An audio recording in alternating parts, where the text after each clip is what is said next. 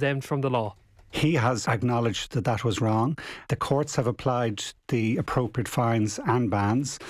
He's apologised to his colleagues, and that's something that I accept. And maybe there's a lesson to be learned for all of us in that. People are being urged not to go to a pub where social distancing isn't being observed. It's after large crowds gathered last night outside some places in Dublin city centre which have reopened. Only pubs that serve food can open for now, and Gardaí are doing spot checks to make sure guidelines are being followed.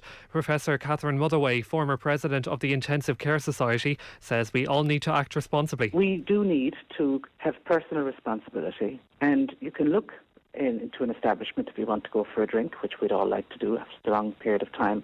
And you can actually be responsible, and if it doesn't look safe, don't enter. 5 people are being treated in hospital after an arson attack at a house in Dundalk, County Louth. The house on Clontygora Court caught fire just after 3:30 this morning, and nearby residents reported hearing a loud bang. The 5 people in the house were taken to Our Lady of Lourdes Hospital in Drogheda with non-life-threatening injuries. An investigation is underway, but no arrests have been made so far. And people are attending Sunday Mass across the country for the first time in almost 4 months today. More than 50 people can attend services so long as social distancing measures are in place. 72 people were allowed inside the Pro Cathedral in Dublin for Mass earlier. This man was delighted to have the opportunity to attend. Fantastic. There's a lovely bit of singing, and that's what we needed for 3 or 4 months. Like, we followed it on the internet and the webcams and what have you, but it's not like just being there. And the great thing about that Mass is you do a lot of singing, so... It's 1:02. News Talk Weather. Thanks to the AA. For great value home insurance, go online to theaa.ie. Windy today with sunny spells and a few showers. A chance of thundery downpours too. Highest temperatures 13 to 17 degrees. And now you're up to date on News Talk. Off the ball. This is News Talk. Hello there, you're very welcome along to Sundays Off the Ball. We have live Premier League commentary coming your way. Newcastle against West Ham is at 2:15. We'll have Stephen Doyle and Brian Kerr calling the action. And then Nathan Murphy and Damien Delaney will be on Liverpool, Aston Villa. That's from 4:30. Before all of that, we'll review the Sunday papers. Tommy Conlon and Conor McKeon with us in just a few moments. 53106 is the text number. We're at Off the Ball on Twitter. Neil Tracy alongside me, keeping an eye on live sport. Neil, what is going on? Afternoon, Joe. Yeah, we're going to start in the Premier League because Sheffield United and Burnley just underway in their second half at Turf Moor in the first of today's 4 Premier League games. Both sides obviously still in with an outside shot at qualifying for some form of European football next season. And at the moment, it's Burnley who lead 1-0 early in the second half. James Tarkowski scoring the opening goal on 43 minutes. A win for them could actually get them back into up towards 8th place in the table. Elsewhere later on at 2:15, West Ham hoping to ease their relegation fears, and they go to Newcastle at 2:15.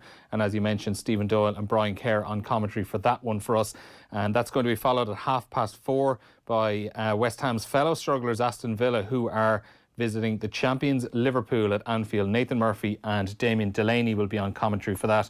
And then Manchester City, who beat Jurgen Klopp's Liverpool 4-0 on Thursday. They make the trip to Southampton in the 7 o'clock kick-off. In the Championship, second place West Brom can move back within a point of Leeds by beating Hull this afternoon, while the table-toppers Leeds extended their advantage with a 3-1 win at Blackburn yesterday. Swansea and Sheffield Wednesday have just kicked off their second half of the Liberty Stadium. They are still scoreless, while later today Middlesbrough take on QPR at the Riverside. Formula One's back. It is, yeah, and world champion Lewis Hamilton is starting second on the grid for this afternoon's season-opening Austrian Grand Prix. His Mercedes teammate Valtteri Bottas pipped him to pole position in qualifying, while Red Bull's Max Verstappen goes from third and Britain's Lando Norris is fourth for McLaren. This race obviously being held behind closed doors after the campaign was put on hold for 4 months because of the coronavirus pandemic. Lewis Hamilton is certainly keen for all the drivers to take a knee before the race. It seems some of the drivers are feeling pressurised and aren't going to do that, so there are ructions and subplots around that race this afternoon. Meanwhile, the golf, Seamus Power is one of these golfers who doesn't have full status on the PGA Tour. A week like this could change his career potentially. Yeah, exactly. And a 69 yesterday has left him in a tie for 4th place heading into the final day at the Rocket Mortgage Classic. He's 14 under par, 5 off the lead held by American Matthew Wolff, while an impressive 64 on day 3 sees Matthew Wolff taking a 3-shot advantage over the rest of the field into today's final round in Detroit. So the way that works for a guy like Power, who's from Waterford and has been making his way in the PGA Tour, he doesn't have full status, so he doesn't get to go into all the events. So he's playing on the Corn Ferry Tour, as it's called, which is the second tier tour. And every now and then he'll get into a tournament like this. So obviously, if you win, you get a 2-year exemption and your life's transformed. But even if he had a top 10 finish, he would get into next week's PGA Tour event. So for someone like him, who's trying to just claw his way onto the top tier, if he could finish in the top 10, for instance, and get into next week's tournament, or of course win it, that, you know, that transforms your career, then it would be huge for him. So we'll keep an eye on that this evening. There is racing today as well? There is, yeah, Joe, finally. There's action on the flat at both Ferryhouse and Cork. The first of an 8-race card at Ferryhouse is off at 2:10, while then at 2:30, the first of 7 races gets underway at Cork. Neil Tracy, thanks very much. Neil here with myself right through until 7 o'clock this evening. We'll keep an eye on all the live sport in between those Premier League commentaries. Straight into the papers, though, because we do have our first Premier League game at 2:15. So I will start with the headlines. The Sunday Independent. Honour restored as county managers finally overplay their hand. This is Eamon Sweeney writing about a strange old week in the world of GAA. And beneath that, picture of Anthony Martial. United hit 5 and find belief. Resurgent Reds maintain push for Champions League spot with sparkling attacking display. And the third story on the front page of the Sunday Independent. Serpentine casts a spell in freakish derby. This is Paul Hayward writing about the Epsom Derby yesterday. Serpentine, the winner for Aidan O'Brien. Starting prices of the first 3 home were 25 to 1, 50 to 1 and 66 to 1, hence the freakish derby headline. Back page of the Mail on Sunday. Ole's Green Giant, Greenwood dominates with double as Solskjaer's 5-star United blow Bournemouth away. 5-2 win yesterday. Mason Greenwood, this kid is special, still only 18 years of age and scoring twice yesterday. Beneath that, interesting story from Philip Lanigan on the back page. In the midst of all the various subplots surrounding the GAA and their return to training or their non-return to training, the headline here is counties could be breaching anti-doping law. So county teams training during the club window when they're not meant to be training means that they could be in breach of anti-doping relegations, and therefore that would threaten their GPA grant. Back page of the Sunday World then. 3 Manketeers, Manchester United 5, Bournemouth 2. Again, it's Marcus Rashford, Mason Greenwood and Anthony Martial. All scored yesterday and, well, they look really good at the moment. Ole's delighted as Rashford, Martial and Greenwood prove they're every bit as good as Liverpool's strike force. Sunday Mirror Sport then. Virgil van Dijk here, Cop boss. Klopp is my special one. Van Dijk in an interview saying that Klopp is the reason he joined Liverpool as opposed to Chelsea and Man City who were chasing him. Sun Sport, again, similar theme. It's Mason Greenwood. Roo kid on the block. Ole says Mason a special finisher. He's like Rooney. So he's compared him very favourably to Rooney, who is obviously the Manchester United record holder. And then the Star. This is brewing. This could be something. I mean, these stories pop up every now and then for sure and are quickly discounted. But it's in the back page of the Star. Messi situation. City on alert to land Leo. It would seem, various reports are saying this, that Messi has stopped contract talks with Barcelona. So there is legitimate talk, maybe for probably the first time in his career, that Messi actually may move on next season from Barcelona, which is a basket case at the moment, it would seem, on several fronts. And then Sunday Times, again, the boy wonder, teen star Greenwood hits double as United thrash Bournemouth 5-2. So they are your front pages in this sports review of the Sunday pages. Tommy Conlon of the Sunday Independent is with us once again. Tommy, thanks for joining us, much appreciated. Pleasure, Joe. And we have Conor McKeon as well from the Independent Sports Desk. Conor, thanks for joining us as well, much appreciated. Cheers, Joe. So let's start off by talking about that week that was for the GAA, because really it's dominated the sporting landscape in this country at least. Eamon Sweeney gets us talking about condoms, just to really get things moving. Honour restored as county managers finally overplay their hand. And Eamon Sweeney on the front page here, the Sunday Independent. The GAA's policy on inter-county training brought me back to the early 80s. It also made me think of condoms, is his opening line. So I think most people kept reading. And he draws a really nice analogy, clever analogy, with how politicians back then were getting conniptions about contraception. A Supreme Court ruling meant they had to legislate for the availability, but nobody was comfortable about doing so in case they'd be accused of being in favour of sex. This would have been a very dangerous position, given the Holy Joes at the time.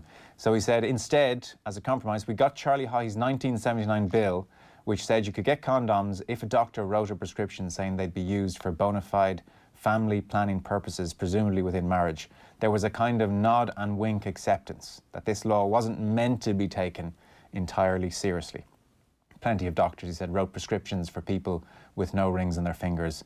And I wasn't aware of this, but he mentioned a doctor, Dr. Andrew Ryan, who effectively handed himself in for writing prescriptions to people not married. The state took him to Naas District Court. He was fined £500, and his bold gesture embarrassed our politicians sufficiently to play a major part in ensuring that within a few years Ireland got family planning legislation which was actually suited to a rational modern state.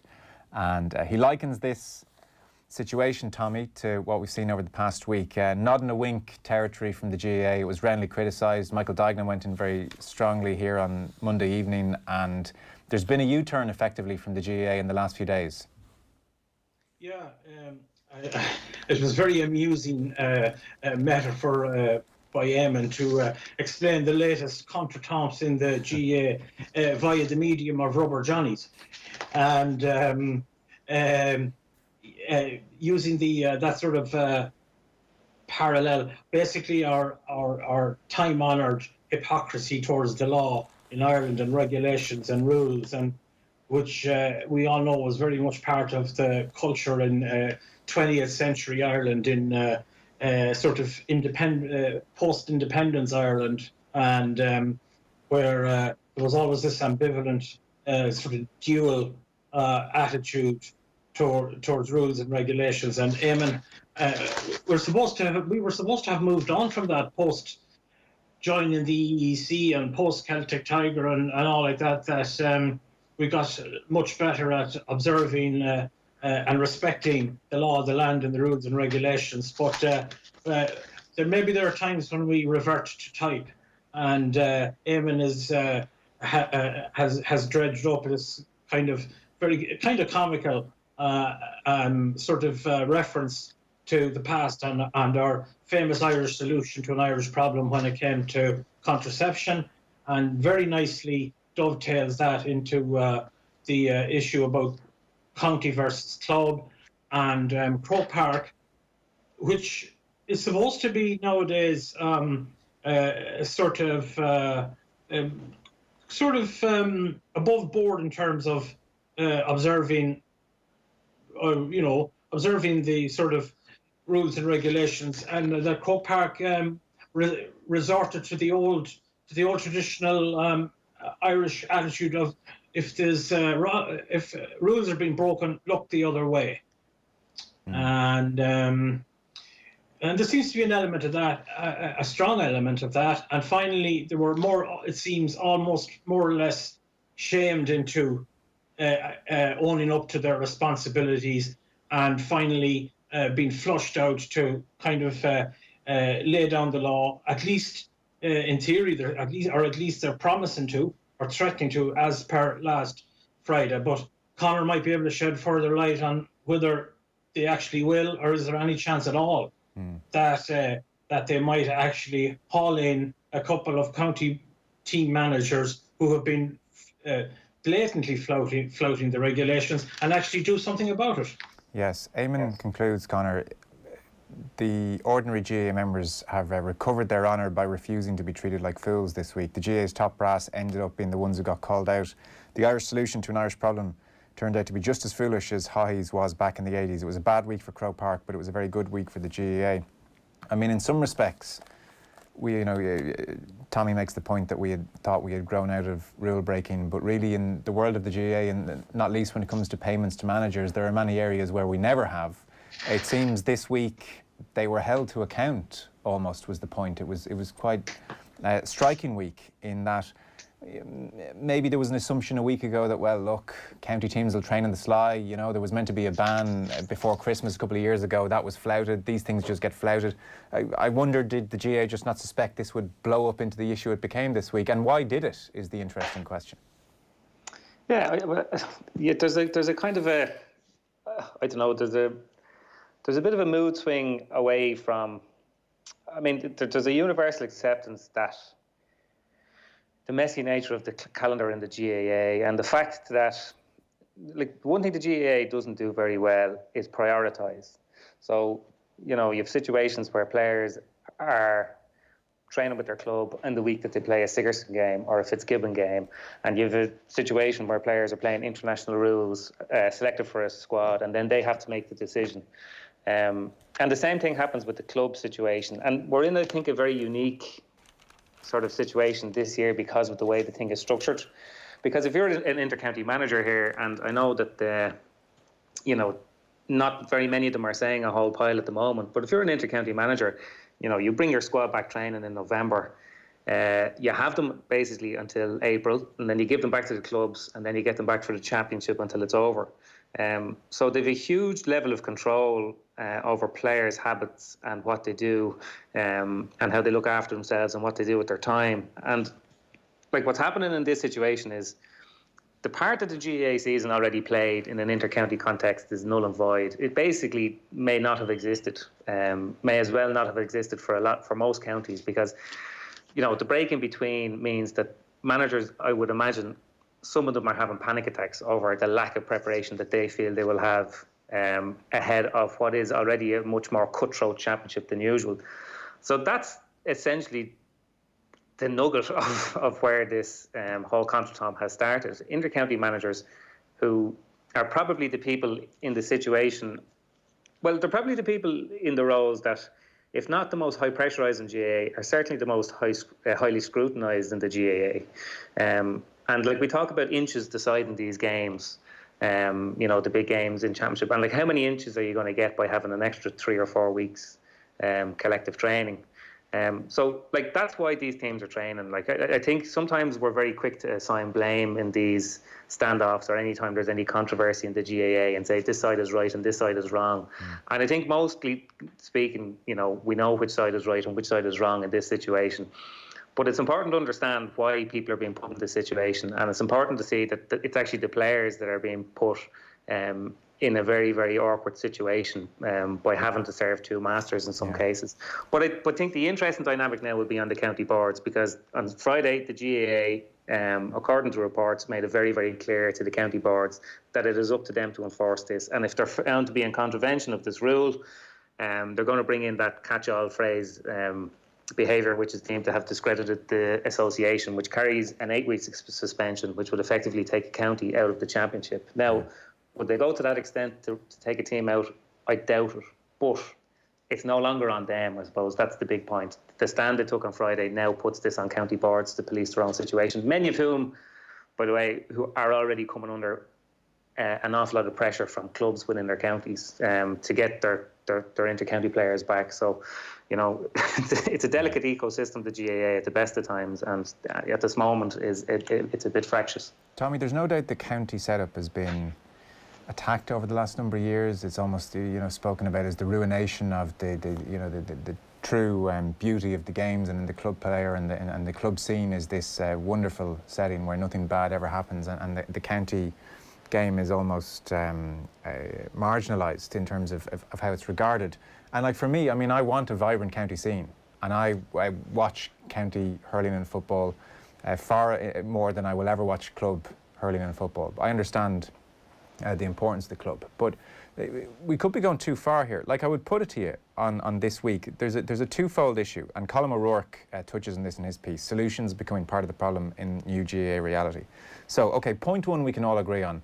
It is ludicrous and embarrassing for the GAA to set rules and then say there's no sanctions and we're not really going to enforce them. And they got called out in this week. That's just madness, and whoever in there thinks that was the way to approach this, Colin makes the point that Tom Ryan's reputation has been damaged in this whole process, and you'd have to agree with that. And the GPA kind of saying, well, look, we agree with the GAA, but if training is happening, even though it's not meant to, we want our players insured. That whole thing's a mess, right? Agreed. And they've made a mess of it.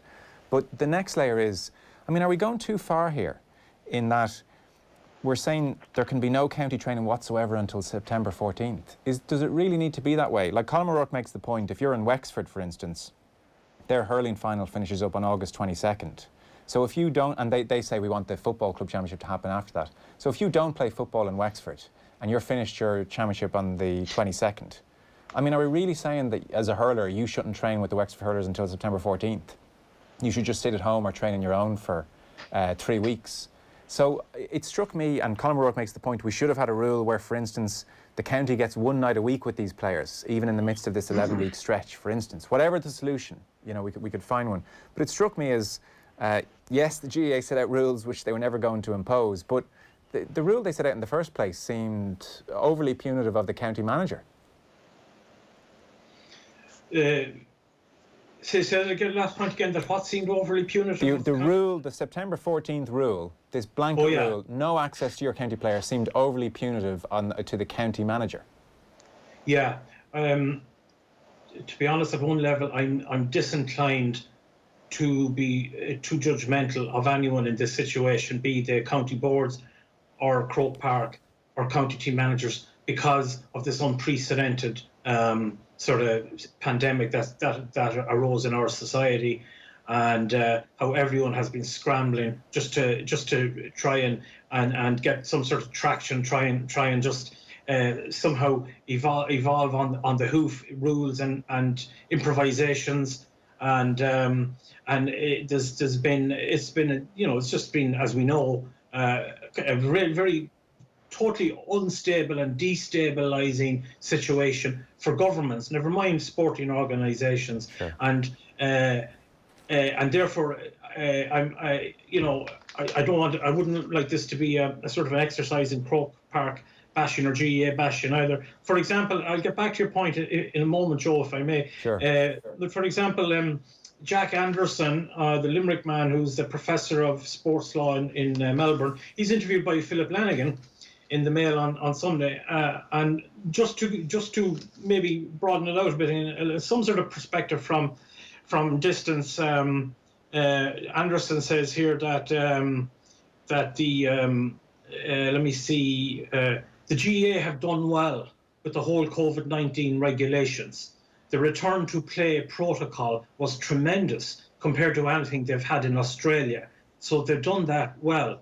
And overall, I thought too that John Horan and Croke Park handled those early fraught months of the COVID-19 situation with very sure-footedly, and now they had to improvise and come up with this sort of September 14, the block, the window for club, and then the subsequent window for county, and that seemed actually solid, sensible, workable too, at least to some degree.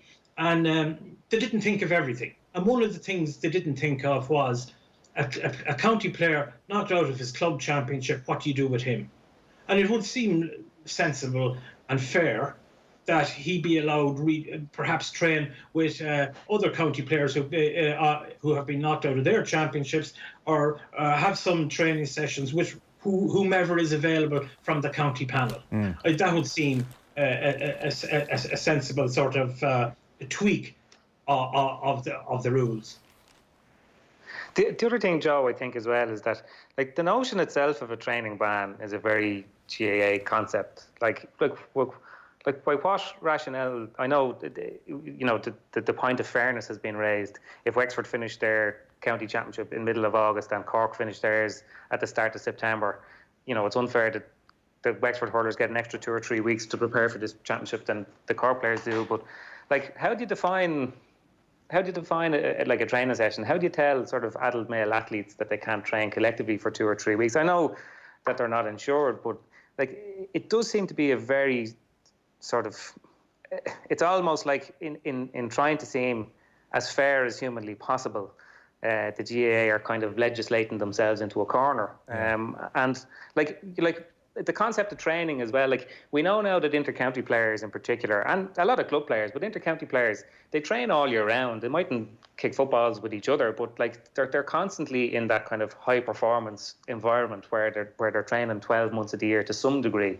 Like, where you hear the cliche now is of inter-county players who train away on their team holidays, after celebrating winning something. So, it's a, I don't know, it feels like it's the G, and I understand, and Tommy makes a well-made point about the fact that it's hard to be critical of anybody in such an unprecedented situation, given the dynamics and the number of vested interests that all have to be kind of satisfied. But it feels like they're kind of, the GAA are trying their best to seem as fair as possible, but maybe that's not the most pragmatic thing. And the other thing, just on the GPA point, because I know they got a good kicking during the week, and I understand why, and their messaging wasn't great. But I understand that there's a serious contradiction in the 2 points that they made. First of all, to write to county boards and say you have to enforce no inter-county training sessions before September the 14th, but by the same token calling for such sessions to take place to be properly insured. It's kind of going back to Eamon Sweeney's point on the front page of the Sunday Independent. Like this GPA exists in a space where they have to sort of like take things on the real level, you know, like what's actually going on. There are training sessions. If they're representing players' interests, you know, do they want them to be insured? Of course they do, because if the GPA turn around and say, okay, it's our job to uphold the legislature of Croke Park when it applies to inter-county players, and they say, basic point, don't train with your county. And because of this, we're not going to call for any insurance. Well, if a player does train with their county and then gets their leg broken and isn't insured, like, is the GPA deemed to have looked after their interests? So, like, I can understand why when you put out two contradictory messages, you're leaving yourself open to criticism. But, you know, I would have the GPA's job is to... On that footing, and I agree with everything you've both said, on that footing maybe the GPA would have been better served saying, well, this September 14 thing, let's live in the real world. This is unenforceable. A lot of our members want to train as best as they possibly can to prepare for a championship. So let's scrap this September 14th rule in the first place. It's not going to work. Let's allow county managers get a night or 2 nights tops with a county player and let the club fixtures go ahead as well. You know, some kind of solution based in reality. I would have thought so.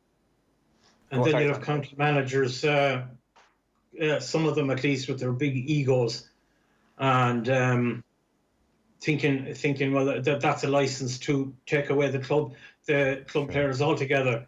I mean, you can't legislate for the, I'd say it again, for the egos of county managers and sort of sense that I'm the man in charge here. So it is reasonable what you say, Joe. It could work conceivably, but I could see some managers on a power trip exploiting that too. Sure. Can I go back? If I may go back to your earlier point about county versus club, I'm a county. I'm all about the county too, really. I mean, that's where the power and the glory is. That's where high class sport in an indigenous sport is showcased, and that is to me the heart and soul of the GAA as much as down at the club level. And I guess it's this is just the latest manifestation of what is going to be an almost permanent state of tension between the high performance culture and the community sensibility of the Gaelic Athletic Association. Those two things are poles apart, or poles pulling in different directions all the time now.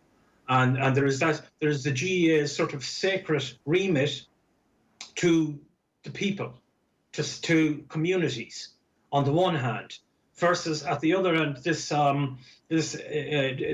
showcasing indigenous sports that can produce standards of performance, standards of skill, the equal of certainly to be admired and to be proud of, and also to allow the best players the chance to be the best they can be. Yeah. And that's and I would from the wider perspective, I would say this is just a manifestation of what is going to be a permanent polar tension between those two ideals, but the club thing, to speak for club players in a moment, it is the most offensive part of it for me, and I would not be inclined to romanticize it much at all. It's amateur sport, sometimes at its shambolic best or worst, club GAA, but it is the persistent ill treatment of club players by county team managers.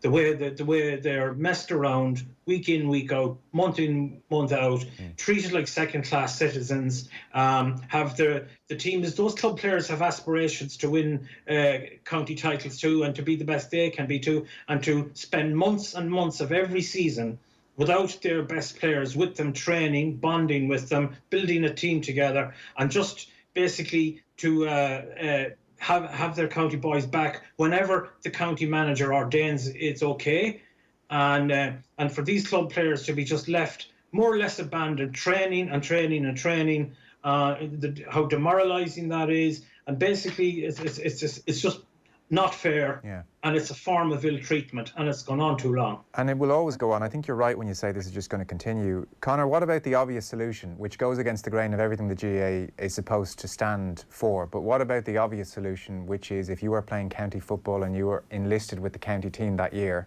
that the county manager, often demonised, sometimes justified, sometimes not, but the county manager and that county team want to give it their best shot. You know, the county player might get 5-6 years window. They want to train, be at their best.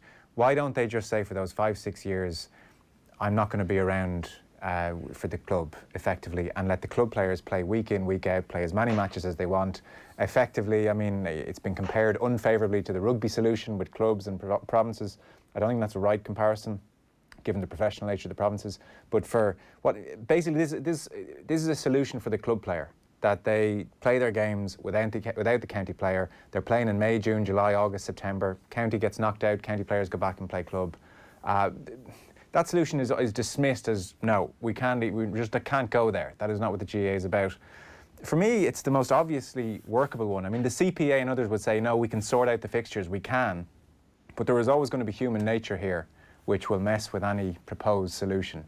And I just wonder increasingly if the cleanest, most sensible thing to do is to say for those 5, 6, 7 years you're a county player, the club continues without you, and they all get their games and they can plan their holidays and they can plan everything, and it just eases this constant pressure on the whole thing. Yeah, there's a few things in that, Joe, I think.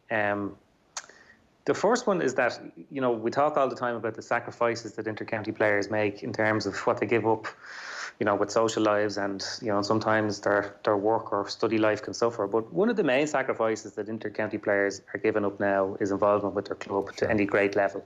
That is true in a lot of counties. And I think as it is, inter-county players would play very few non-championship matches with their clubs over the course of the season. So there's a form of what you're proposing there kind of happening already. You know, with regard to scheduling, and again, like, you know, not to tar every county board with the same brush, but, you know, every year we're told that the clubs get jammed into a very, very small window. And like this year, they've been given a 14-week window, and a lot of them have managed to come up with a plan where you can get it all done in 8 or 9 or 10 weeks. So like the scope is there for players to play with their county, train with their county in that high performance environment. And when it comes to the championship, still be available to the team like from a reasonable window before that game. I think that like there's definitely time to do that. And I don't think you'll have too many complaints there, because, you know, you can see it, you know, a lot of the clubs who win county championships, you know, some of them thrive without their county players because they have nearly a full deck during the year and they're winning league games. And the other thing is, like, a lot of counties go out of the championship now by the end of May, early June, yet don't start their club championship until middle of August, end of August, early September. Yeah. And the reason for that is a lot of club players are away. So, you know, I think that the inter-county scene has been, I think it's been wrongly branded as this big sort of two-headed beast that's kind of voraciously devouring the interests of the rest of the GAA. But I think with a bit of planning, I think players should be in a situation where they can adequately prepare and perform to play at that elite level.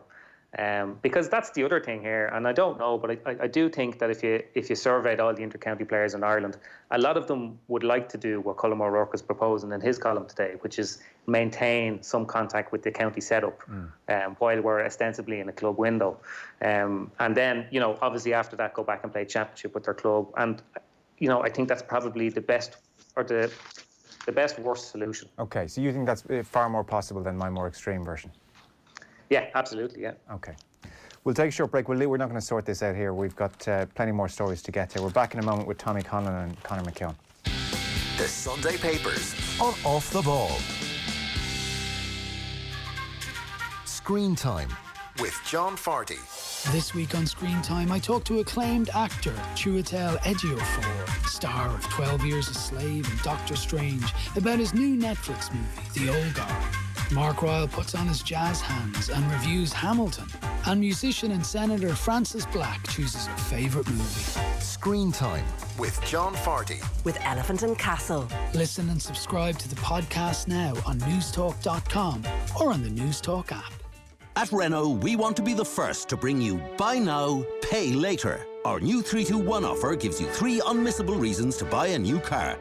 that's 3 months real deferred payments. Plus 2.02% APR. Huge savings with Renault Bank. Plus 1,000 euro cashback. Yes, you get all 3. Buy now, pay later from Renault. Visit your local Renault dealer today. Offer is made under a hire purchase agreement subject to lending criteria. Terms and conditions apply. See Renault.ie. The Burke family saves €365 with the big summer save at Lidl. And you can make big savings of your own with our delicious ready-made mixed bean salad for just $1.49.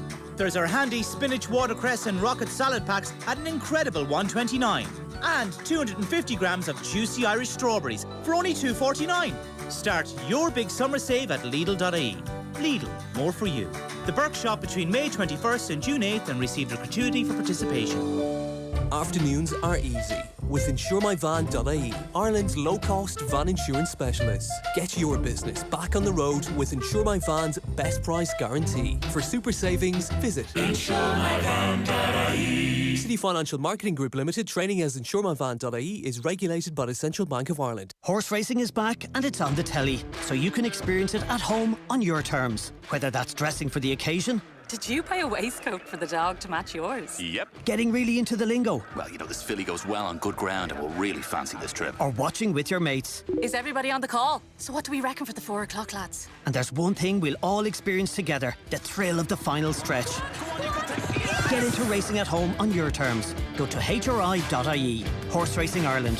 For every racing moment. Trinity Townhouse, Dublin's newest boutique hotel, right beside Grafton Street, Trinity College, and a host of other city centre attractions. Set on elegant South Frederick Street, Trinity Townhouse is steeped in history, with every room beautifully renovated for the savvy visitor seeking peace and quiet and modern-day comforts. Stay 3 nights for the price of 2 now, from €240 in total, based on 2 people sharing. Visit trinitytownhousehotel.com, where you'll find Dublin on your doorstep. Hi, I'm Carmel from Athlone Castle. This summer make a break for Athlone's hidden heartlands. Discover Clonmacnoise, Hillavishnock, Athlone Castle, Lewin Gallery and Doonashee Heritage Park. So much to do, so much time and space to do it in. Visit athlone.ie, at the heart of summer staycations. The virus that came from nowhere is still testing the nation to its limits. In this week's Sunday Independent, Professor Luke O'Neill, Ciara Kelly, Colin McCarthy, Sarah Caden and other leading writers assess where we are now. Plus, Maria Cahill recalls encounters with leading IRA figure Bobby Storey. Donald Lynch talks to the daughter of tragic Hollywood star Natalie Wood, and Life magazine explores what it means to be asexual. The Sunday Independent. Real stories worth paying for. In print or subscribe at independent.ie. The COVID-19 crisis is not over. But thanks to the solidarity of the Irish people, we are taking the first steps on a return to normal life. But this means that it is more important than ever that we all act responsibly. The virus hasn't changed. It is highly infectious. It still poses huge risks. The simple things are still the most important things. We must wash our hands regularly, observe coughing and sneezing etiquette, maintain social distancing, avoid crowds where possible, and stay away from any place that you feel might be unsafe. Please always use your personal judgment to decide whether you're in a safe environment. Wear face coverings on public transport and in shops, and in places where it is hard to maintain social distancing. Please continue to work from home as much as possible. Walk and cycle if you can, and use public transport only if necessary. And business owners, please follow the guidance and keep your premises safe for your staff and customers. We must all continue to work together to make sure Ireland reopens safely for everyone. We have made great progress, and our challenge now is to avoid a resurgence. So please be sensible, be responsible, be safe, and look out for each other and our communities. Full details of the reopening of Ireland are available at gov.ie. Thank you. Supported by the Government of Ireland. From teaching them how to ride a bike to brushing their teeth, life lessons really matter. Teaching kids about money is one of the most important. That's where Ulster Bank's Money Sense can help. An online hub with free interactive content to help kids aged 5 to 18 make sense of money. It also has great tips for parents on how to equip their kids with positive money skills that can last a lifetime. Search Ulster Bank Money Sense today. Ulster Bank. Help for what matters. Ulster Bank Ireland DAC is regulated by the Central Bank of Ireland. The Sunday Papers on Off the Ball.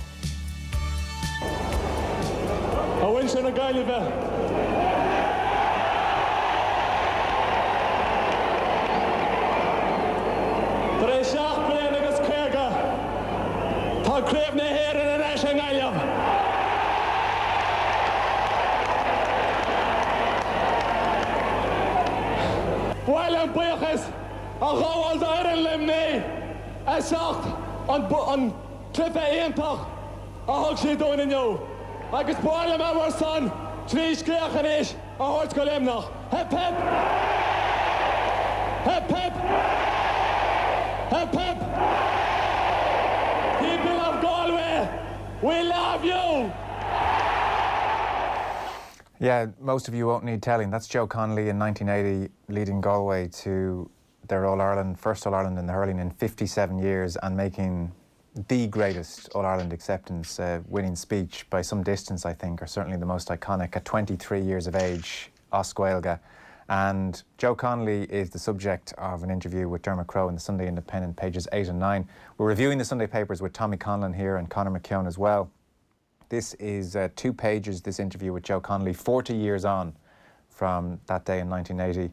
And Tommy Conlon, I was saying to you briefly by phone this morning that I didn't come to this piece first. I thought I'd heard Joe Connelly interviewed down the years, and he's an iconic man, obviously. But it was one I just came to out of, a certain obligation of the job. And a couple of paragraphs in, I realised that this was stunningly good. Stunningly good. Where do you want to start?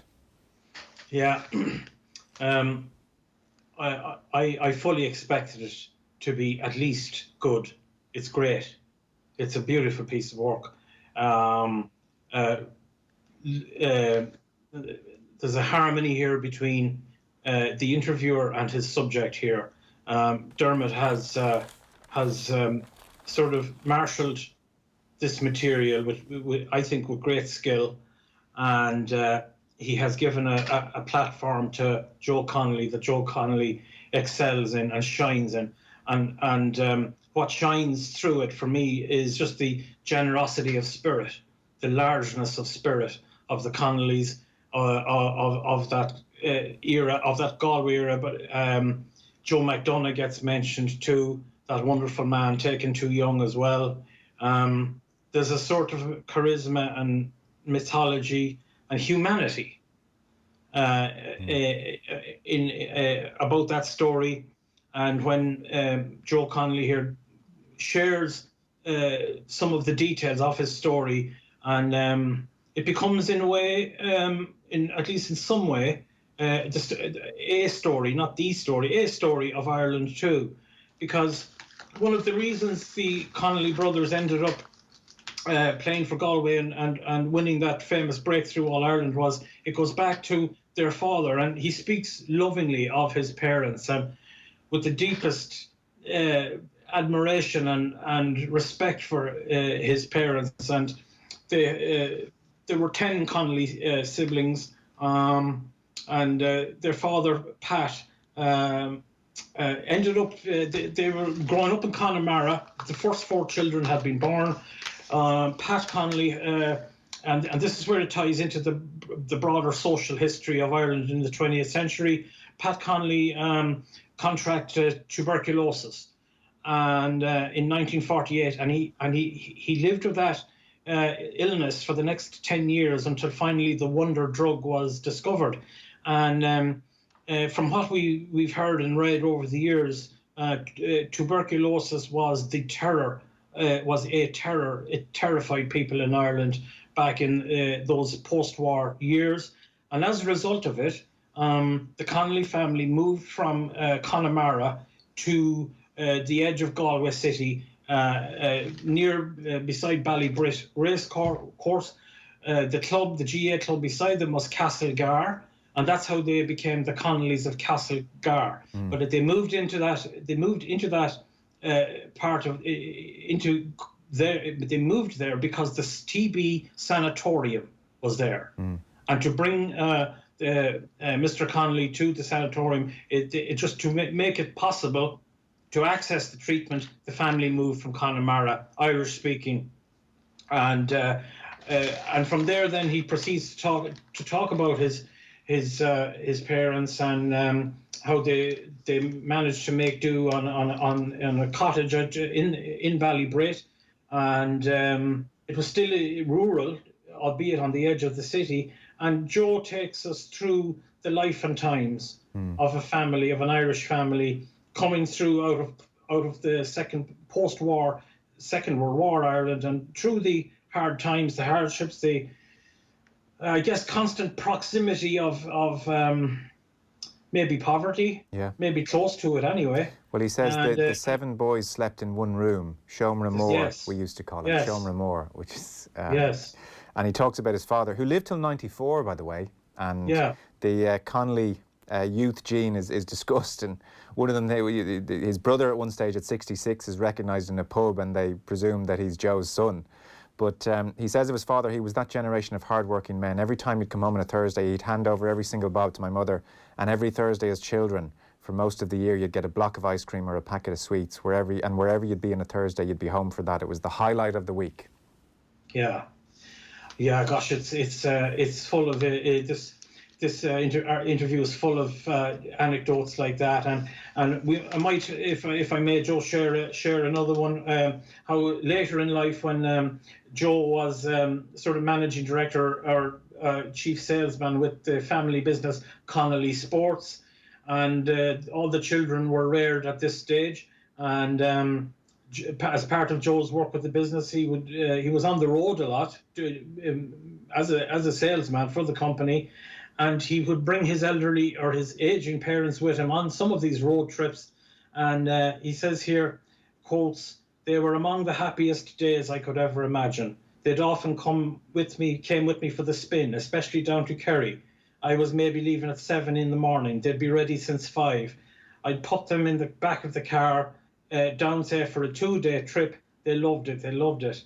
And I remember one time in the Ring of Kerry, I had them in the back of the car, and I was doing business, calling around to places. The Ring of Kerry, it was at its magnificent best, and on the same day, the two of them were like tourists in the back of the car. And I remember my mother, under her breath, started quietly singing a song. And for me, I remember filling up and thinking, it does not get any better than this after their struggles." Yeah, that was the bit that got me. I found myself welling up reading that at the time, because that's about halfway through this piece, and you're immersed in it, and you're immersed in the family, and it's just the most beautiful image, and there's a simplicity to it, and a wisdom as well to him at the time, Conor, recognising this is pretty special. I'm driving my parents around after everything. They've come through hardship, and just the image of his mother singing quietly in the back seat under her breath almost, and it's just beautiful, and he talks about it so vividly. You know, the whole thing feels like a novel almost. Yeah, it's magic. I was interested to read at the start of the piece, and like there's a great sort of disclosure from Dermot that it took Joe a while to be convinced to do the interview, and I'm not surprised, because a few years ago I was on the committee of the Gaelic Writers Association, and we have an annual awards, and one year we were giving Joe Connelly whether it was the Lifetime Achievement Award or some sort of gong like that to get him up to Dublin, and it was bestowed on me the responsibility of convincing Joe to come up, and I had to convince him 2 or 3 times to come up, because he didn't think he was fitting of such an award, but he did, and he was brilliant. We were all kind of mesmerised, because he has this kind of crackling personality. It's kind of, it's full frontal in a really, really good way, but at the same time he has this kind of underlying shyness, if that doesn't sound too confusing. But there's very funny things in this piece as well, like you know, after a long passage kind of talking about mortality, because they discuss his nephew Cormac, who died at 24, and his brother Jerry, who died at 57. John Lee, it's a great phrase, he describes himself as a junior B Catholic, and I think there's a lot of people in Ireland who could probably relate to that. And the story about castration day, Lán Aquila, when his mother points out that the 1st of June was castration day in Connemara, and which meant that a fella called Joe used to go around castrating all the dogs. But in each of the house, this guy Joe would get a glass of poitín. He said that the first few dogs would be grand, but by the time Joe got to the last few dogs, your man could barely see anymore. So the dogs at the end of Joe's run would get an awful time. Like it's really good, and more than any sort of GAA interview that I've read, sort of in recent memory, it really gives you a full sense of the man, which is fair going for a fella like Joe Connelly. Yes. The speech obviously is part of the hook and the 40-year anniversary, and Dermot writes, language and immigration loomed large in the melody, and Joe says, I nearly wanted to make a statement about Irish by saying it in Irish, as well as it being a very natural thing for me to do. I knew I'd mention immigrants, because that's, again, one that would resonate with me an awful lot. The decimation of Galway and Mayo, especially those two. And Dermot writes that he references John Healy's book from '68, Nobody Shouted Stop, Death of an Irish Town, which is about the decay of Charlestown in Mayo. He mentions an aunt who saw all of her family leave one by one until she followed the last of them to England at 51, swapping Connemara for a housing estate in Leeds. And then Joe says, there were 9 in my father's family, 3 of them stayed, 6 immigrated. Huge amounts of my cousins all emigrated. I often remember in the lean years, leading up to semi-finals, when the hundreds would come from England and America to watch us. Dermot writes, he had ideas like this in his head, but nothing written down. And then Joe says, I think Joe McDonagh singing The West's Awake absolutely nailed it as an occasion. It was a West of Ireland occasion. These were hungry hordes, the generations of great supporters that had nothing but disappointment. And Tommy, I would suspect as a man west of the Shannon, that captures something very primal still for anyone who's been anyway close to that vintage. Yeah. Gosh, it's that whole emigration thing, and it comes. Joe invokes it here, and Dermot invoke it, and how a sportsman's or sportsperson's speech in the moment of triumph is usually a one-dimensional thing.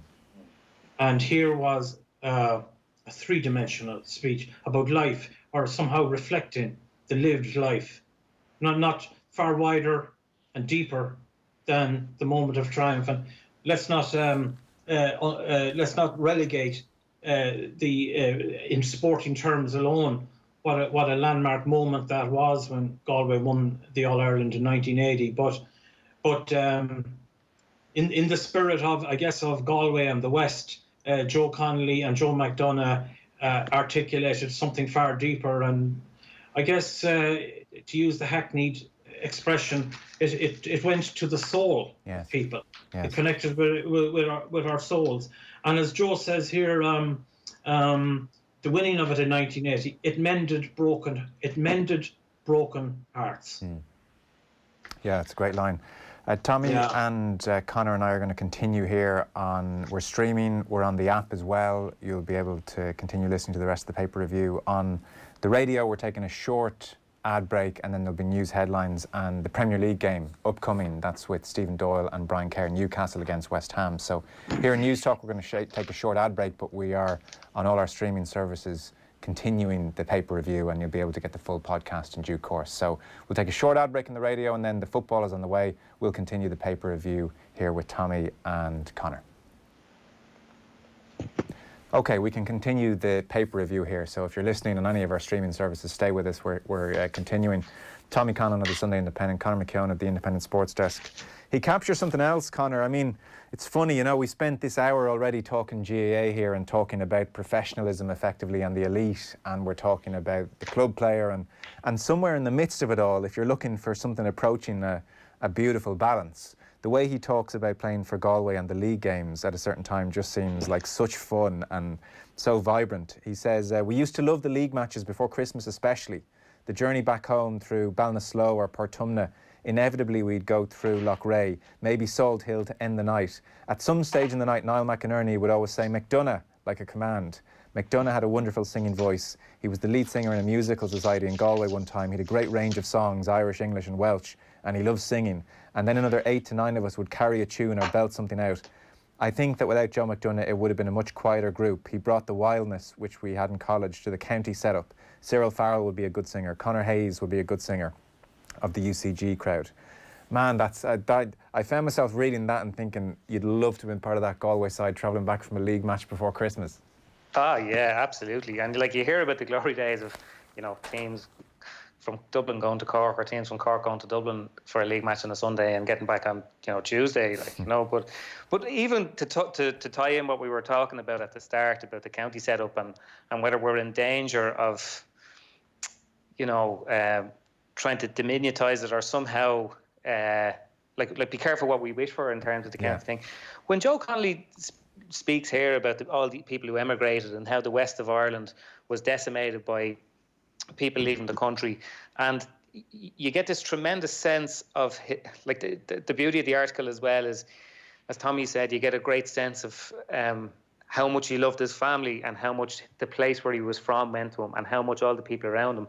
Like, when people sort of wonder, like, what's the big deal about All-Ireland, like, that's, you know, that's who people like Joe Connelly win All-Irelands for. That's why there's such a big deal about them. Like, I have to admit, like, I'm a sucker for All-Ireland finals. Like, I you know, I love the mythology about them. I love the couple of days before them.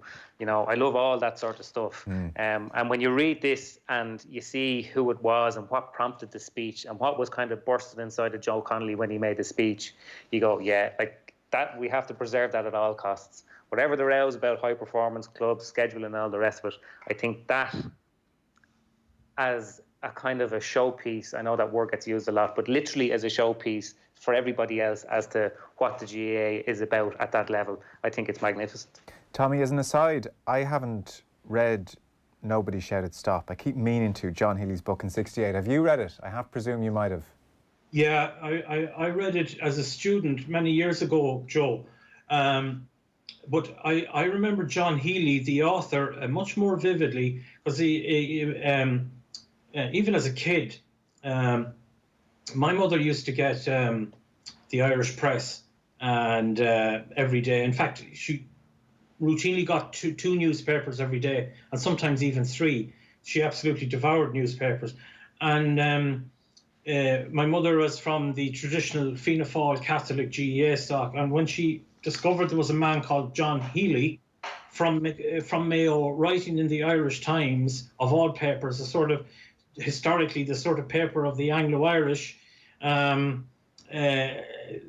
being a caricature to some degree, I know, but John Healy was an absolutely wonderful columnist, and that's where I first came to be aware of the man himself. I mean, he wrote, his primary gig was politics and party politics. He was a Fianna Fáil. He was maybe the token Fianna Fáil man in the Irish Times at that time, but he was a very, very stylish, humorous writer too, and he had a sort of brio and sort of panache about his writing and a confidence to it. And he was a Charlie Haughey man, and I often wondered when poor John Healy himself was, if I remember, long dead when when the truth about Haughey finally emerged, and I often wondered how would Healy have felt in hindsight had he been around to witness it. But irrespective of that, that's where I first came across John Healy, and then I read Nobody Shouted Stop, and he's actually I don't know where one, maybe the next generation of journalists, columnists, his work is very much worth, I think, revisiting, just for the voice the voice, the power of his arguments, and all that went with it. And I think even we're digressing slightly here, Joe, but I think the Western People has been having a bit of a skirmish with Diarmaid Ferriter, the historian, the last few days over no ministerial appointments from the West, and the Western People had an editorial there, I think, on Friday in reply to Ferriter, and they, if I recall, they invoke John Healy's nobody shouted stop. Right. And that book has become a sort of a text, or a sort of a kind of a piece. It's just a text that people from the West still go back to as a kind of a very influential sort of prophetic book about how the West of Ireland was going to survive or not in the decades to come, and it's still pertinent today. Yes, no, I'm sure it is. 1968 it was written about Charlestown. My father's from Charlestown, so I always meant to read it. I really must get around to it. I presume, I mean, maybe it's less, Tommy, people leaving the country now and more so heading for Dublin. But I presume the West is watching its youngest and brightest leave still on a weekly basis in many respects.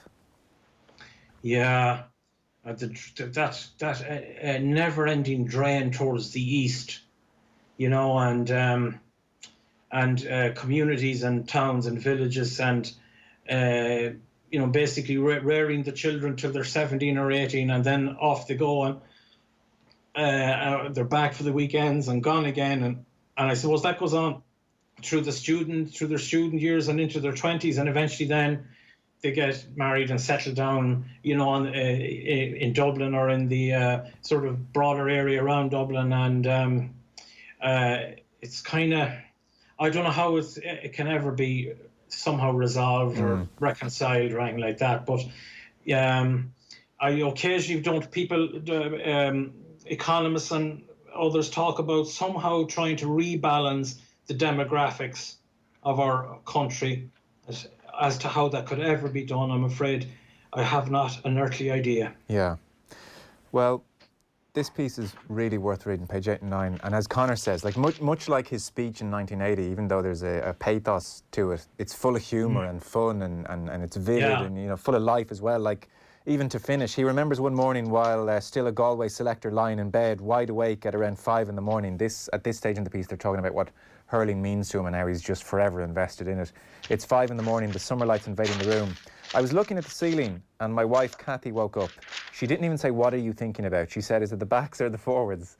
At the time, I was thinking of moving Irlatanian to midfield from the half-forward line. And that's, there's great stuff like that in it. So I think I know it was the case for you, Tommy. I think, Conor, that's the piece to read today if you're getting around to one of them. As a put your feet up with a cup of tea, as opposed to taking in all the stuff about the ministerial appointments and the training ban, and even the stuff like Eamon Sweeney's piece that's quite funny about it. That's I'm not sure how many words are in it. Tommy might know how many words better than I would be on a Sunday Indo spread, but it never lagged. It never lost your attention. I actually trying to cram read a load of these things before I came on here this morning, but I managed to read that twice. It's magic, and I'll probably give it another go this evening. Okay. Well, that's waiting for you. Let's have a complete change of pace then. Various pieces on Liverpool, including your own, Tommy. Yeah. I was just amused more than anything, Joe, by the post-match interviews on Thursday, because I was totally sceptical in the days leading up to that Thursday game between the new champions and the deposed. I was totally sceptical about how this fixture was going to lay down a marker for next season. It was that to me was absurd, and yet, of course, I suppose people are, television and media, everyone, ourselves included, it's always about banging the drum for the next game. But to me, it was ultimately a nothing. And apart from actually the symbolism of the handover, the transfer of power from, and that made it interesting. Just simply the new kings visiting the court of the old king, and Manchester City laying on the guard of honour, and that to me would have been interesting visually, and just to see the body language, but the game itself not at all. And I was much more taken by Pep Guardiola's comments afterwards, where he just managed to drop into it without being asked by Jeff Shreves, or he just managed to casually drop into his spiel that Liverpool did not even say thank you for the guard of honour. And I thought, well, Pep, you've noticed that, and you've made a point of pointing that out while saying it doesn't really matter. Is in fact a sign of how focused Liverpool were, that they did not even acknowledge the guard of honour they'd received. But somehow Pep noticed it. Yes, I couldn't work out if Pep was more focused on the fact they'd been drinking all week, or that they were incredibly focused. Yeah. You mentioned both, as you referenced. Luke Edwards, beneath your piece, Tommy, is talking about Klopp, and Klopp's interview with Jeff Shreves was very striking as well. And Edwards writes, clashes with the media have been a feature of his management style. Travelling with him from Germany to England, at times he can be condescending, mocking those who displease him with their line of questioning. In the interest of full disclosure, this reporter, Luke Edwards, has been on the receiving end. Caught off guard when requested to ask the first question after a 1-1 draw at Newcastle in October 17, I offered a simple, do you think that was a fair result, Jurgen? He says it was a lazy but inoffensive opening gambit, and it sparked a long, intense exchange which Klopp kept returning to throughout the press conference, annoyed by both my view of the game and my audacity to answer him back, pointing out, contrary to his view, that Newcastle must have created a chance as they had scored a goal. His most memorable put-down was to inquire as to whether this was my first game of football. It was uncomfortable. Klopp was visibly angry as he left. I guess, Tommy, he hasn't lost much of late, so he hasn't really had to bare his teeth all that often. And even though maybe, I mean, even I'm not even sure saying this, but maybe one of Jeff Shreve's questions was clunkily phrased. But in the main, Klopp was reacting badly to pretty benign questioning.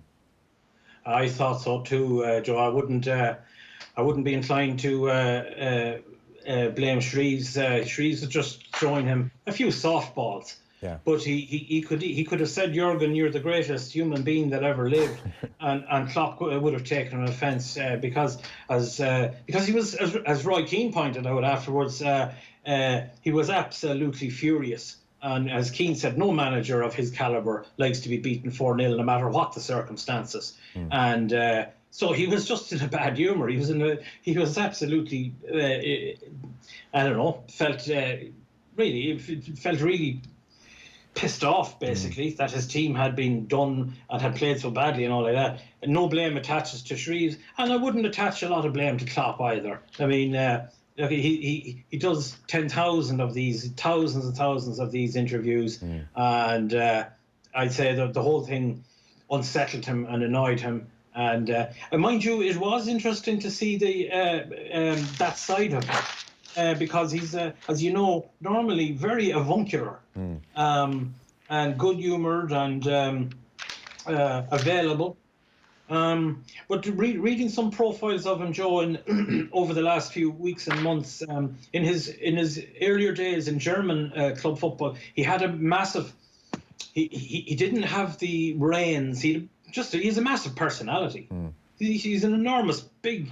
He's one of these guys with huge life force. And part of that, apparently in his younger days, he was just less guarded with his emotions, and he was liable to go off the handle, and 1 minute, and equally liable to be great fun and cracking jokes the next.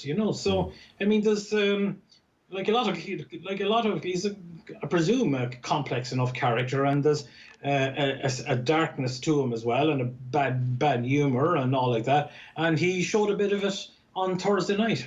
Yeah, I don't think, Conor, anyone feels that sorry ever for the journalists when we're in these circumstances. No one's running to throw themselves in front of Jeff Shreves. I think everybody just found the kind of, if nothing else, novel to see the edge to Klopp.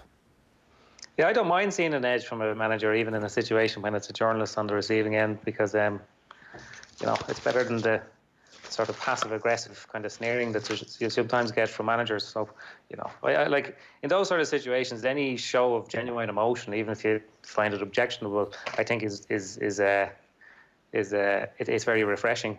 So yeah, if I was on the beat covering Jurgen Klopp, I'd gobble those moments up, because he's getting into sort of Brian Cody, Jim Gavin stages now of what more do you say about how wonderful he is at managing his football team. So yeah, I don't know. It didn't move me in any way, and I'm always sort of glad to see that managers and people who exist in that environment where their image is so well manicured and all the rest of it can have an edge to them, because it just shows that they're as human as the rest of us.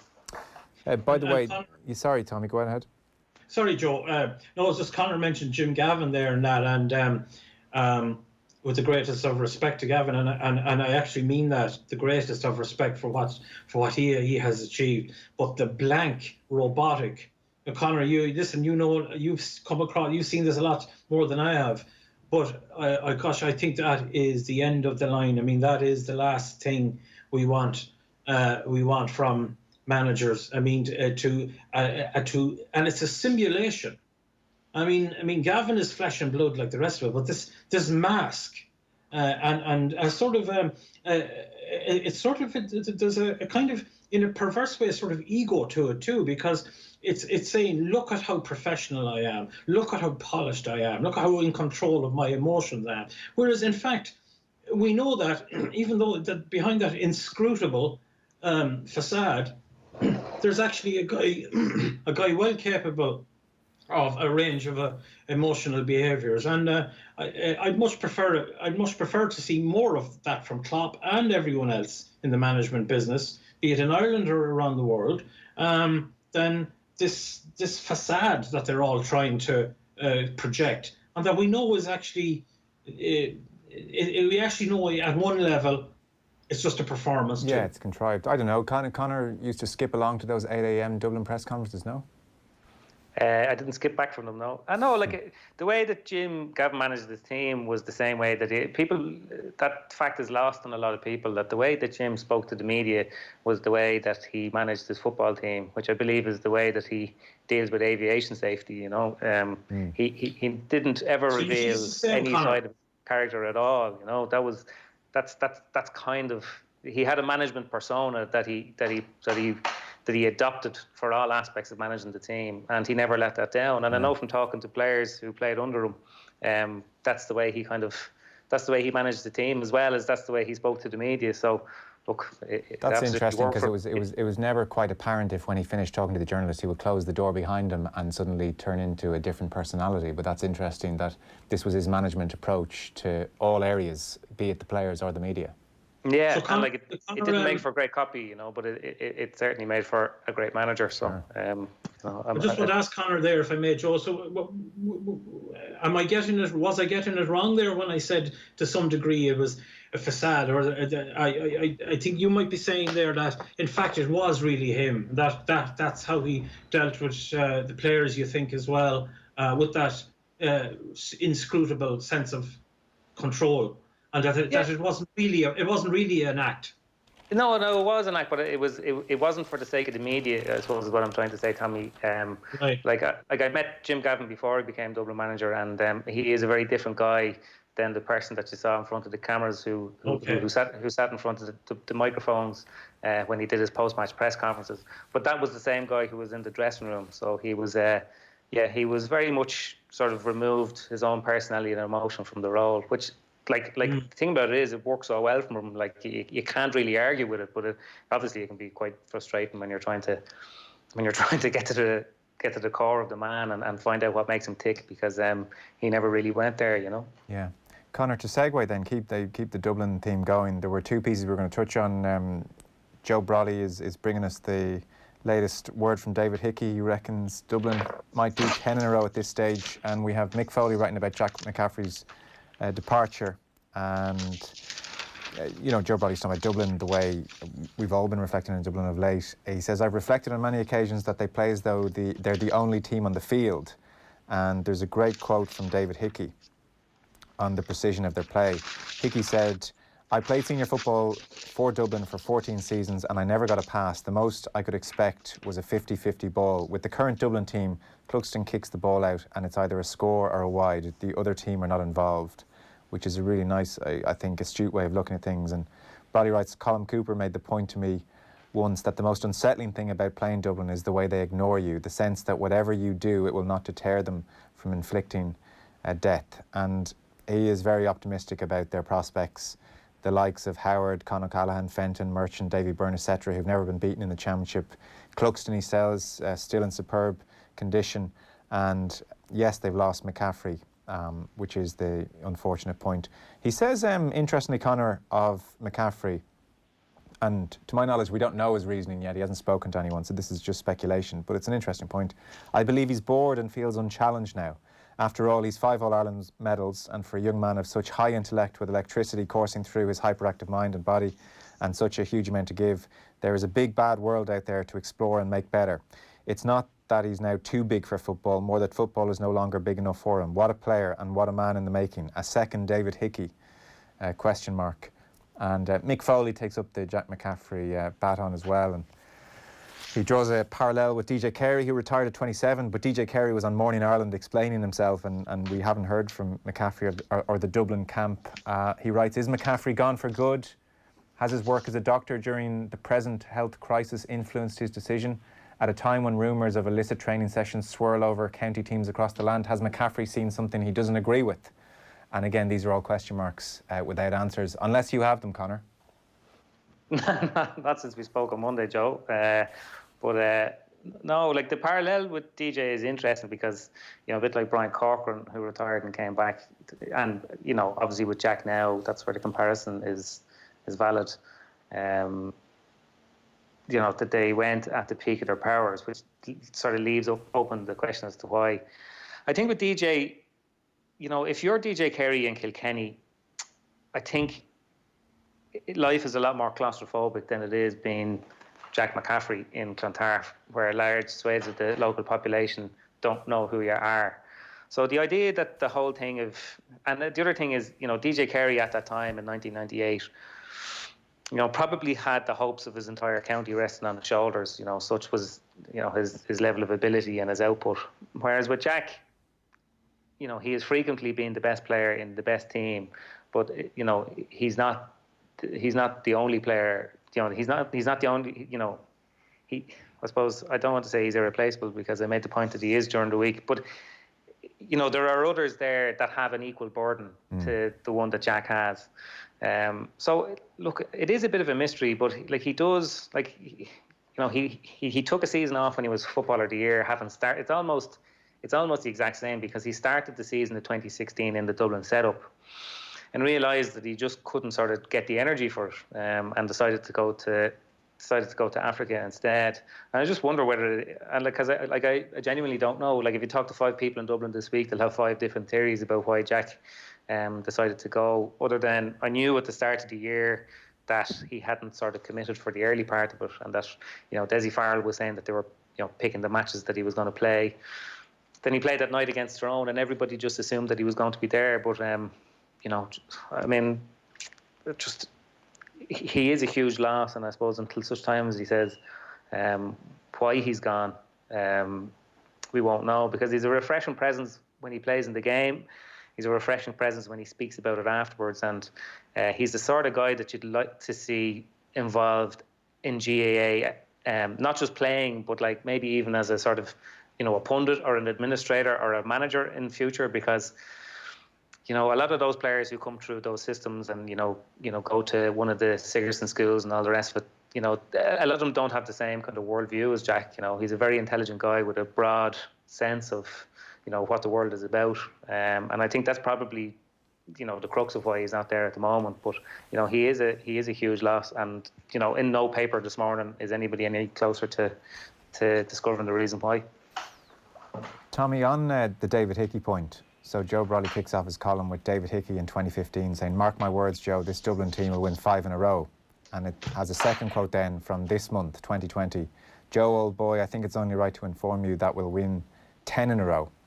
On the issue of Dublin dominance, It's very interesting, the two sides to this coin. On the one hand, they have been so dominant, like nothing we've ever seen.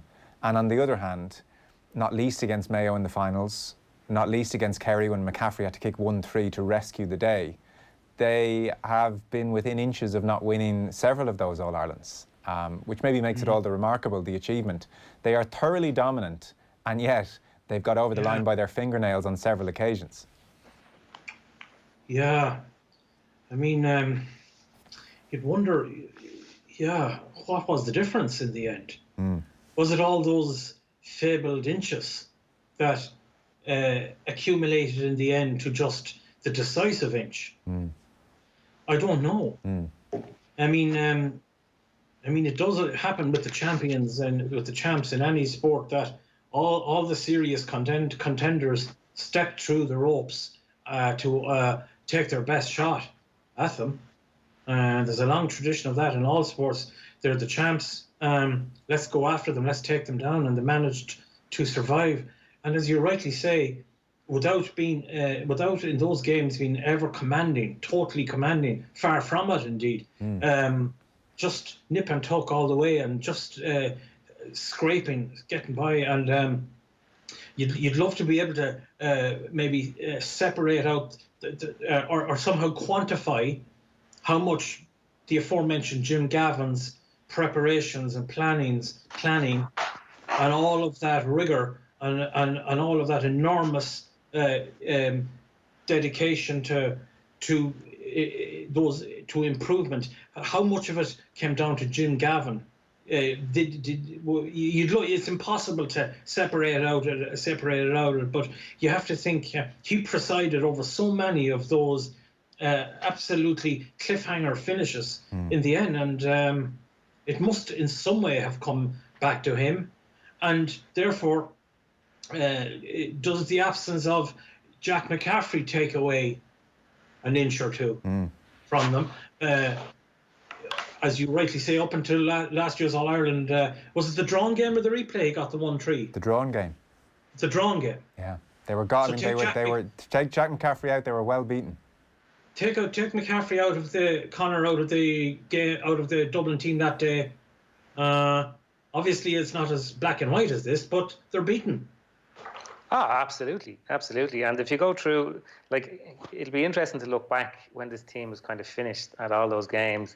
Like, the thing that kind of defines them for me isn't those days in Croke Park when they're, sticking goals in for fun and running riot off some team who's been broken since half-time, but their ability to pull off the big plays in the final minutes of the biggest games, that idea, the American idea of clutch. If you go down through it, like, it's uncanny. Like, it's really remarkable. Like, I know Jack got 1-3 that day, and that was the abiding memory of a lot of people from that day because, it's an incredible performance for a defender. But if you remember, I don't think Kerry had a shot with an extra man. I don't think they had a shot a goal from the 60. I think it was in the last 11 minutes of the game. They never got a shot away, and Dublin were pressing them all over the pitch with 14 men. And there were turnovers that were only one slightly clumsy move away from giving a free away, and a free would have given the game away. It was over. The 5 in a row was dead. And yet their ability to do all of those things, really high level of skill execution in such a pressurized environment, particularly against Mayo, because Mayo, particularly the 17 All-Ireland final, Mayo did so much right in that game, and yet in the last 5 minutes did everything wrong, and Dublin did everything right. For me, that's what defines them. And I mean, how that comes about, how that's instilled in the team, whether it's got to do with the characters there, whether it's got to do with the comfort with their game plan. Jim Gavin was always a great proponent that you fall, in times of pressure, you fall back on what you practiced and to the level that you practiced at. So they must have been drilled so excruciatingly deep in what to do when you're down to 14 men and you're chasing the game. There's no way that they just came up with that off the hoop.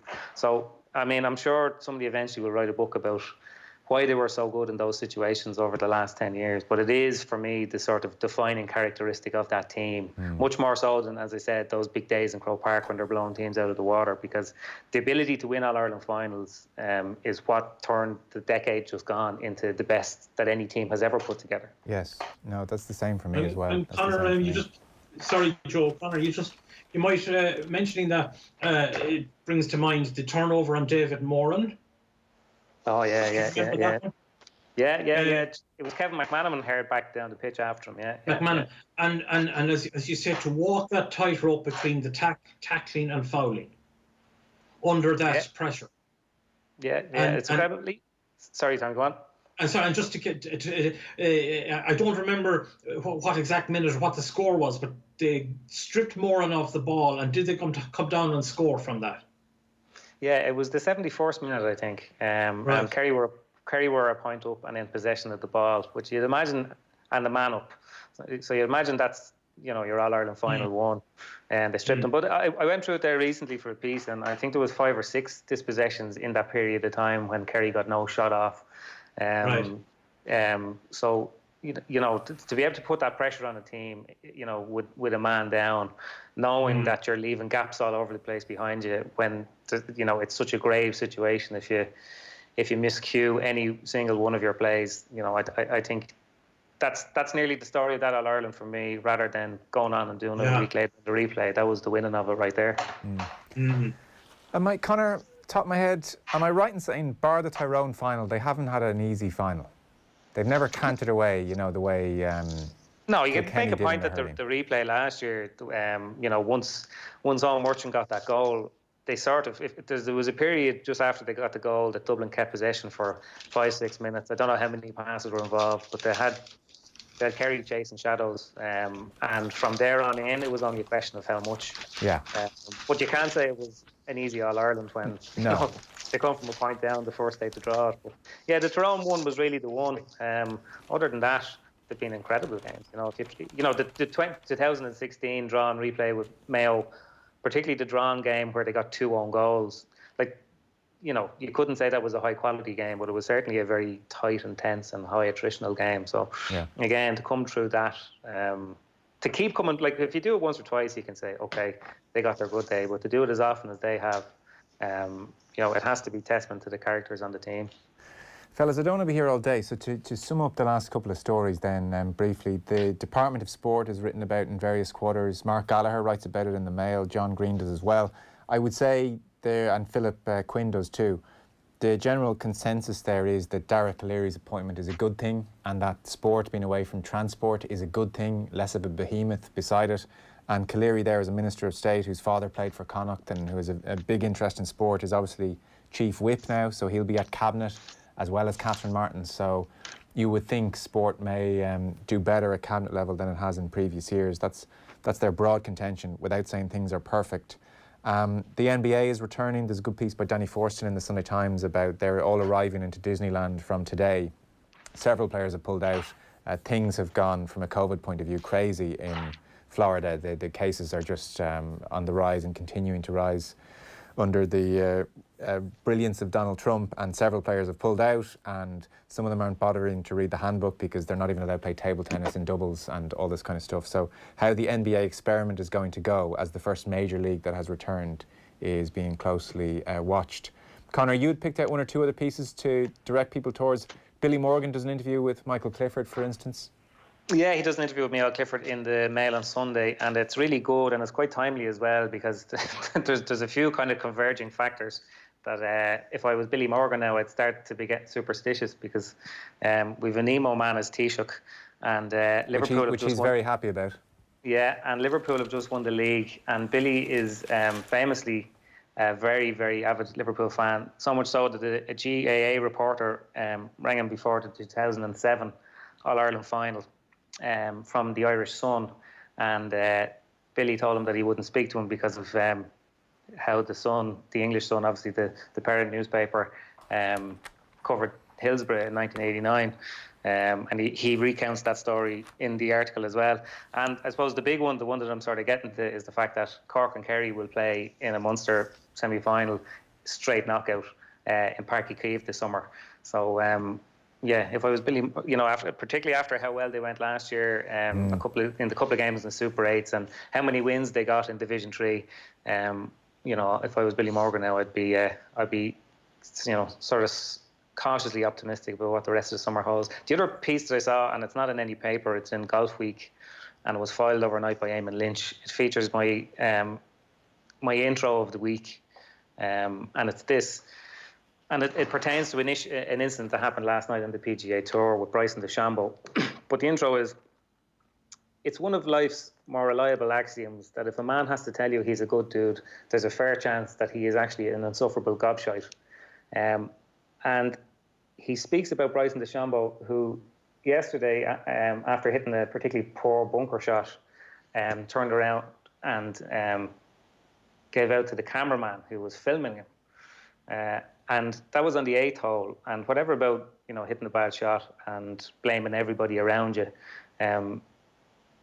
after the 18th hole, when he was doing his press conference, which is, probably about 3 hours later, he justified it by saying, I understand it's his job to video me, but at some point, I think we need to start protecting our players out there compared to showing a potential vulnerability and hurting someone's image. So Bryson DeChambeau would like that cameras turn off him whenever he hits a bad shot, just in case he shows some signs of vulnerability. So I think that sort of ties back into the conversation we were having about Jurgen Klopp earlier on, and how it's refreshing when somebody shows a sign of their character. And DeChambeau would prefer if nobody would cover that side of his character. Yeah, he wasn't. Sometimes they blame the cameraman for moving or for being too close when they hit a bad shot. That's, this childish bad loser instinct comes out. But DeChambeau's issue was more that the cameraman, after he had hit his shot, just kept videoing him. Got him walking out of the bunker and got him walking back onto the green. And he felt like this was overindulgent and videoing too much of his pain, lingering on his pain. But it's a good piece from Lynch. The only thing I would say about it is, I think a lot of golfers are actually quite cosseted. Like, if you've ever been to a live, a golf tournament in the flesh, some of their behaviour after they hit bad shots is really, really bad, and you tend to find that the official coverage does quickly zap away to some other thing, and you have commentators making excuses for them. So not that Bryson DeChambeau, I don't think is too many people's favourite American golfer, but and he's not going to get a whole pile of sympathy, but there is something in what he says. I know they're incredibly cosseted. There's such a culture. Sure. There's a culture on the TV coverage of talking about what a great guy everybody is, and that guy's in Bible group, and they're just all wonderful people. It's a weird culture, the TV coverage of golf. Sorry, Tommy. No, Joe, sorry, I didn't mean to jump in on you there entirely. Just because we're running out of time, maybe if we could mention of Bryson DeChambeau, whom I not unhappily know very little about, and go from that end of the spectrum of super wealthy professional sport right down to the other end of the spectrum to amateur boxing. Sean McGoldrick has an alarming piece. I think it's waving red flags at where exactly our beloved Olympic sport of Olympians, Irish amateur boxing, is really concerning to read. And Sean has gone into terrific detail in it to read how steeply that sport seems to have declined in this country. And there's massive issues, as always, but even more particularly now about the funding issue. And Sean, this really, for the Irish, for Sport Ireland and everyone involved, I mean, this article alarms me greatly, I must say. Sean quotes Andrew Duncan, president of the Leinster branch of the Irish Athletic Boxing Association, and he says, the sport is disintegrating, and that's the only way to describe it, around their ears, but they don't seem to recognise it. He said, McGoldrick says in 2008, for example, 42 boxers, 42, received direct payments totaling 431,000. That's 2008. In 2020, that number goes from 42 boxers to 11. are being funded directly by Sport Ireland. Now, it should be said in the interest of balance, Sport Ireland, that is the direct funding to the boxers. Sport Ireland also provided 770,000 to the IABA for its high performance programme, as well as 475,000 in direct funding. But according to McGoldrick, Duncan and other people, Eric Donovan quoted here as well, there is a serious drift away from the amateur game by very talented young Irish boxers. And one of the main reasons is they haven't a penny, God bless them.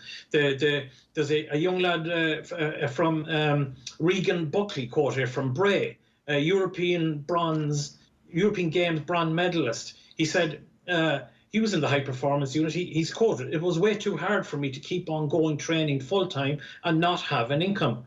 I was expected to be in high performance training Tuesday to Friday each week, competitions abroad, training camps, and my only source of income was €44 a week from the social welfare. €44 a week." And there's several, Eric Donovan mentions a Willie Donoghue, light fly gold medal in the World Juniors under 16s, gone. A list of young fighters who have gone. These kids don't have a bean, says Duncan. They have nothing. And even the actual cost of getting out to the high performance unit in Abbottstown is actually too much for some of them. And go back to Dara Calleary or whoever else is the Minister for, and I know there's all these complexities and all these moving parts and all these, but that to me is very, very worrying currently about the state of Irish amateur boxing. Yeah, it's not entirely sure. Conor, I know you wanted to touch on this piece as well. It's not entirely sure to me why this has happened. I mean, the outline, as Tommy has done brilliantly there, is very worrying, and there are numerous boxers who don't feel like they have a pathway. The headline of the piece is there's no pathway for young boxers anymore. But it's not entirely clear why the lack of funding has become such an issue. No, but I think it probably ties into all the stuff around this morning about the new Minister for Sport, or the Department of so on and so forth, as John Green put it in his column today. And I suppose it ties into, there's a lot of talk. Mark Gallagher does a good piece as well today, and he's talking about Shane Ross and his sort of propensity to sort of, just get in every photo opportunity that you possibly can, and that is a thing, unfortunately, that ministers have to do, and that's something that the new minister will have to do as well, because that's the nature of politics. But I suppose it goes back to, what is it that you want? What is a successful department of sport? Is it funding high performance units, or is it? And John Green outlines that the government wants to, increase overall participation in sport to 60% of the population by 2027. We're at that sort of crossroads here where, not a cross, but how do you quantify whether a Minister for Sport has been a good Minister for Sport? Yeah. If we win 5 Olympic gold medals, does that mean that the sitting Minister for Sport has done well? No, but their popularity would probably increase as well. And there's more of a long-term thing here. I think John and Mark Gallagher both make the same point. And just to quote Mark here, he says, "Sport has made plenty of gains. For all the controversy over grant money, sport has made plenty of gains in the 23 years its voice has been heard in the Cabinet. The National Sports Campus has been built. The high performance programme is thriving to such an extent that officials believed that Ireland was going to send its most talented team ever to the Tokyo Olympics before the pandemic intervened." So at the elite level, it would seem that Ireland is doing as well as it ever kind of does. But the problem is, I think, as funding has kind of drifted away, as Sean McGoldrick outlines in his piece today in the Sunday World and the Sunday Independent, we're only going to see the effects of that over the coming years. And it does sound that boxing, Ireland's most medalled Olympic sport, is feeling the effects of it, as I think will all sporting organisations over the next few years. Yes, but Sean McGoldrick does include the point. Last year, Sport Ireland provided €770,000, €770,000 to IABA to fund the high performance programme, as well as another €475,000 in direct funding. The organisation had a deficit of €24,000 in 2019. They're big sums of money, in a country where a lot of people need lots of money. So I'm not sure why there's such a shortfall or why things have become so serious all of a sudden. But 770 grand to the IABA and another 475,000 in direct funding. I mean, Joe, they're probably not that. Those sums are probably not that big comparatively. Potentially not, and you'd have to look into the nuts and bolts of it. But but it's worth stating that they are given decent sums. Yeah, and that should be said. And also Conor's point, I think quoting John Green about there has been a transformation in facilities and the general culture of professionalisation of Irish sport in the last 20 years. But I think in this case is too urgent to get too maybe philosophical or about broader issues. It's a specific and immediate need to get money down to teenage boxing talent and get it down to them quickly, and so that they can get to the bloody national sports campus in Abbottstown without wondering have they got the price of the bus home. And it's compounded as it always is, of course, by the sheer uselessness of the IABA as well, and the politicking that never ends between apparently the Central Council, the Blazers and the IABA, and the High Performance Unit. We saw the ultimate manifestation of that when they got rid of Billy Walsh there back about 5 years ago, and it seems to be the government funding one thing, and then the inability of the IABA to raise a red cent for itself. It seems to be in a perpetual state of going cap in hand for funding, but to generate sponsorship, corporate finance, their own actual revenues, it seems to be quite beyond them. And it's a miracle to me in ways how that sport, given its miserable history of governance, how that sport has still managed to produce generations of some of the best sportsmen we've ever produced in this country. And anyway, that is the culture, and that's how they do it. And there are obviously brilliant people in boxing clubs around the country producing these young talents, sending them on into national and international tournaments, almost despite what goes on among the bureaucrats in that sport. Well, it seems, in fairness, the High Performance Unit is good and has been good for a long time. By the way, John Green in that study, finishing this point, a study 10 years ago found that 1 in 10 secondary school children receive the recommended minimum of PE minutes each week. 2 years ago, there was an all-Ireland study, and we are now at just 13.5% of children meeting the recommended guidelines of at least 60 minutes of moderate activity a day. So we've a long way to go on several fronts. Fellas, we're way over time. Yeah, it is really. Thanks so much for that. Tommy Conlon from the Sunday Independent, Conor McKeon from the Independent Sports Desk as well. Thanks, fellas. We'll talk again. Cheers. Bye-bye. Bye. Yeah.